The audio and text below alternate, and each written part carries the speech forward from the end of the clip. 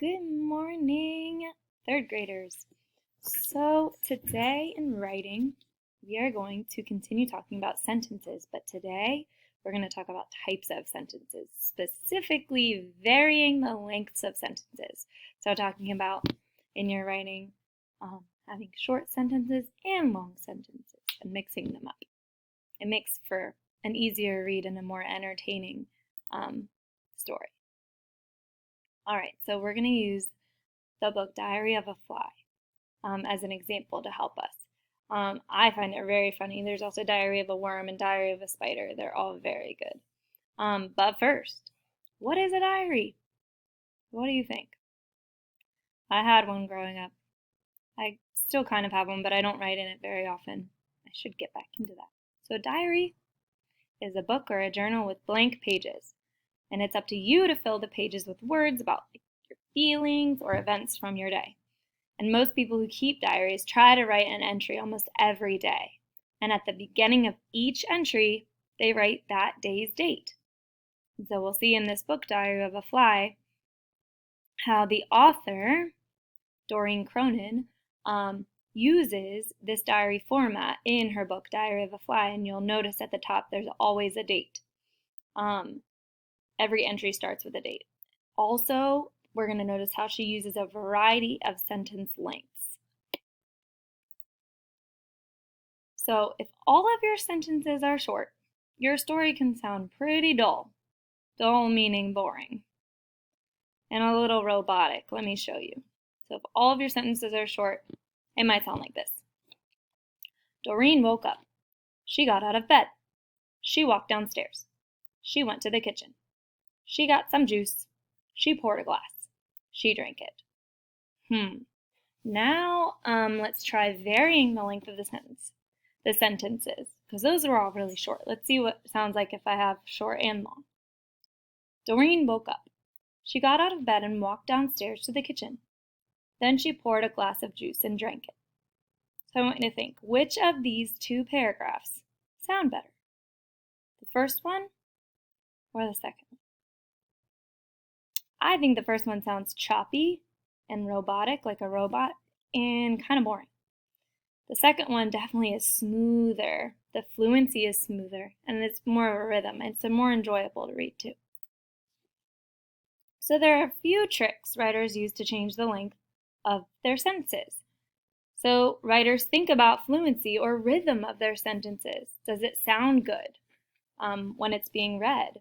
And they go through a lot to vary sentence lengths because the last thing they want to do is write something boring or dull.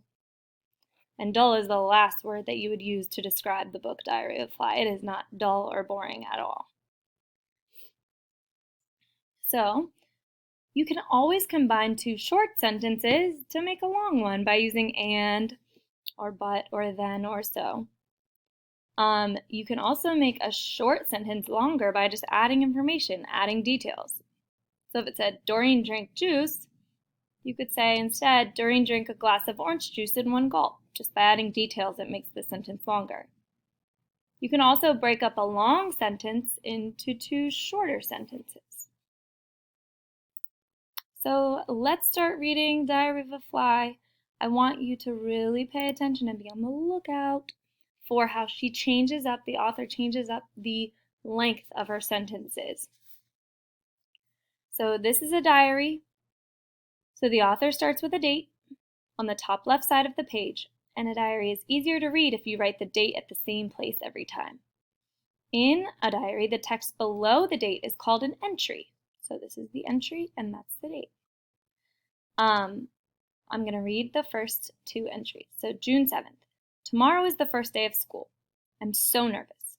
What if I'm the only one who eats regurgitated food? June 8th.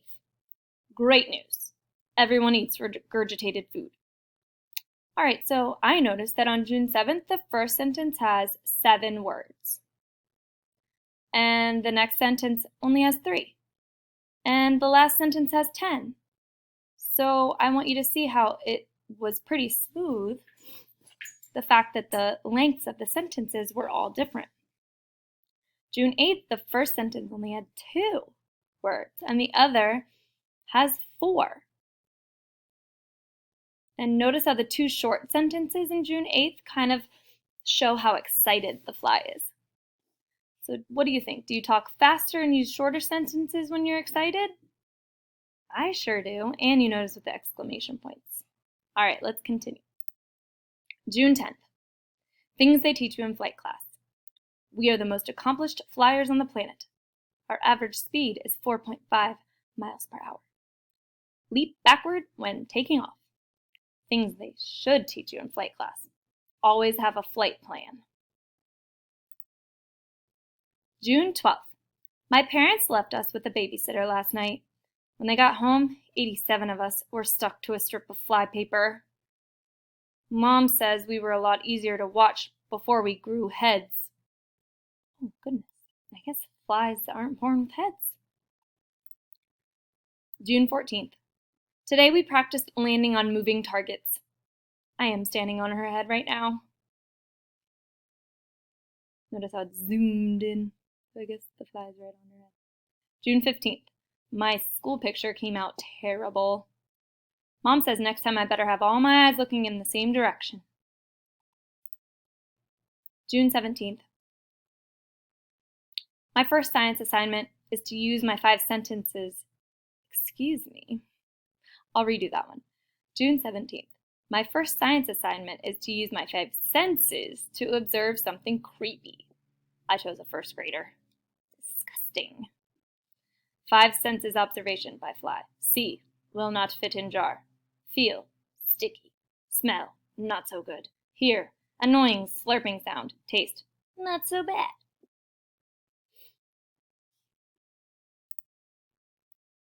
June 18th. Worm and Spider came over today. We used a magnifying glass to take a really good look at ourselves. So those are all the things that are on the worm, the spider, and the fly. Man, we are filthy. July 2nd. I'm making an All About Me book for my mom. All About Me by Fly. My life, day 1, first day as an egg. Me. Day 5, first day as a maggot. Day 7, first day with a head. Worm. Day 10, first day of school. Whoa, I guess flies go to school on the 10th day after being born. Well, that was quick. And they grow a head on day 7. July 13th. I asked my mom why I can't have my own room like Worm. Because you have 327 brothers and sisters, that's why. I told her we could put half of them in the garage to save space. I'm having a timeout in the garage right now. July 14th. Spider's grandfather is so smart. He taught me flies were a very important part of the food chain. Very cool. You're very important. July 15th. Worm sat me down and explained the food chain. That is so not cool. What do spiders eat? Flies. Maybe that's why he thinks it's important. So notice how the author ends both entries with very short sentences that make the exact opposite statements. So this one says, very cool. This is, that is so not cool. This shows the fly's change of opinion about Spider's grandfather. And notice that the author doesn't say exactly why Spider's grandfather is no longer cool, but we can kind of figure out what Fly was suddenly realizing. So she gives readers enough information to figure out for themselves. All right, we're going to go back to June 17th. So on this page, the author sets up a joke with a long sentence, then quickly delivers the joke with a shorter sentence. So my first science assignment is to use my 5 senses to observe something creepy. I chose a first grader, right? So she's trying to make a joke, like that first graders are creepy.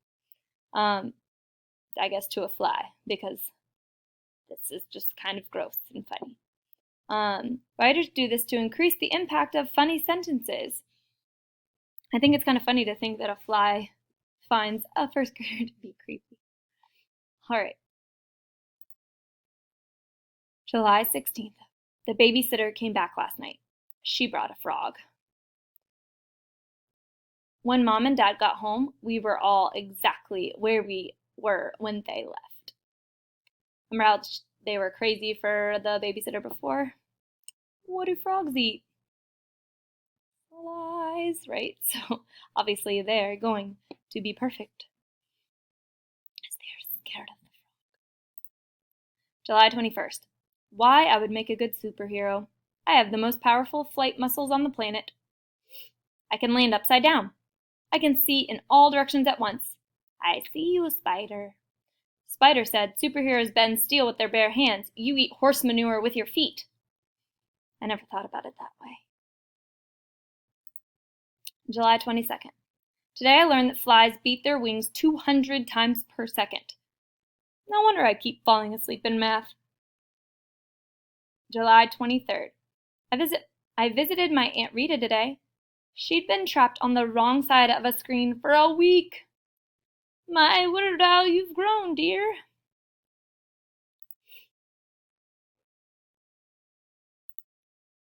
August 1st. I just know I would make an excellent superhero. I have 4,000 lenses in each eye. I can walk on walls. I can change directions in flight faster than the blink of a human eye. Spider said, superheroes save the world from outer space villains. Your brain is the size of a sesame seed. I never thought about it that way. Notice how the author uses repetition. Right? There was already an entry about this. So she's bringing it back again. August 2nd. Today I told Worm and Spider that I could never be a superhero like I wanted. Worm looked me right in the eyes and said, the world needs all kinds of heroes. Spider said, I never thought about it that way. So another repeated line.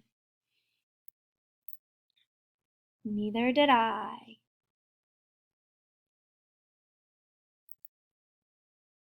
All right. And that's the end. July 1st. Today I want something. That's the front of the book and the back of the book. So, what did you think of Doreen's book? Did you find it hilarious? Disgusting? Both? I kind of find it both, but more funny than disgusting. So my favorite thing in this book is when the babysitter comes back. I like the way the author put the funny part of the entry in a short sentence by itself. And I really did laugh out loud the first time I read it, which was years ago, but I thought this was very funny when you see how they're not moving and that she brought a frog. The babysitter came back last night. She brought a frog.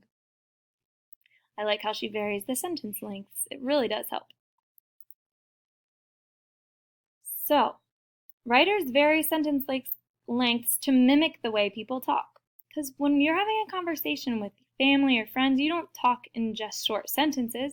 You vary them.